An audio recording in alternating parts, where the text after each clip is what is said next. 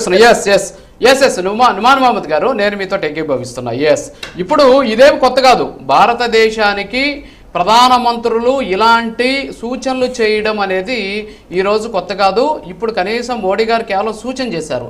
గతంలో అయితే ఏకంగా యాక్ట్ అంటే ఒక చట్టాన్ని చేసినటువంటి పరిస్థితులు మనం చూసినటువంటి పరిస్థితి. పీసార్ ఒక్కసారి ఆ పేపర్ క్లిప్ ఒకసారి ప్లే చేయండి.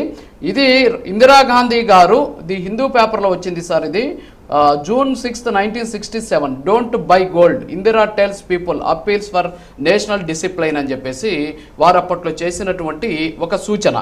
దాని తర్వాత ఆ సూచన చేసిన తర్వాత మన భారతదేశంలో అలాంటి డిసిప్లిన్ లేకపోతే ఏకంగా గోల్డ్ కంట్రోల్ యాక్ట్ని తీసుకొచ్చారు సార్.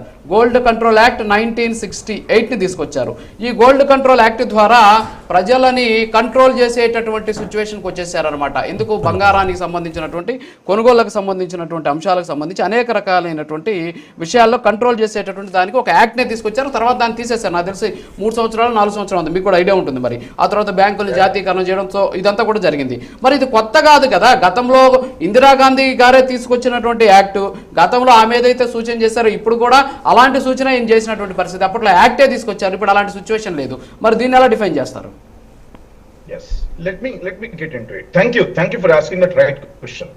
గ్లోబల్ క్రైసిస్ ఎప్పుడైతే జరుగుతుందో, ఎక్కడైతే గ్లోబల్ టెన్షన్స్ ఉంటాయో, it could be world war 2 దగ్గర నుంచి మనం తీసుకుంటే, it could be any crisis, geo political tensions మీరు తీసుకుంటే, ఫారెన్ పాలసీస్ మీరు తీసుకుంటే, what I'm talking to you is, ఎక్కడైనా సరే ప్రధానమంత్రులు ఇందిరాగాంధీ గారు కానివ్వండి, లాల్ బహదూర్ శాస్త్రి గారు ఆనాడు ఒక పూట మీరు భోజనం తినకూడదని చెప్పేసి దేశ ప్రజలకు పిలుపునిచ్చారండి. I don't have a problem with that.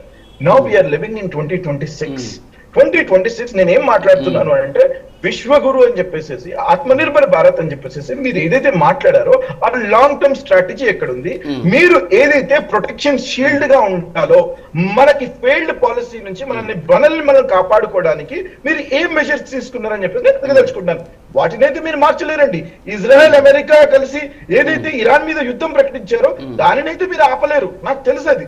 కానీ మీరు మన ఎకానమీని ప్రొటెక్ట్ చేయడానికి, షీల్డ్ చేయడానికి ఎటువంటి మెజర్స్ తీసుకున్నారని చెప్పేసి నేను అడగదలుచుకుంటున్నాను. అది ఎక్కడ కనపడడం లేదని చెప్పేసి నేను తెలుసుకుంటాను. ఈ రోజు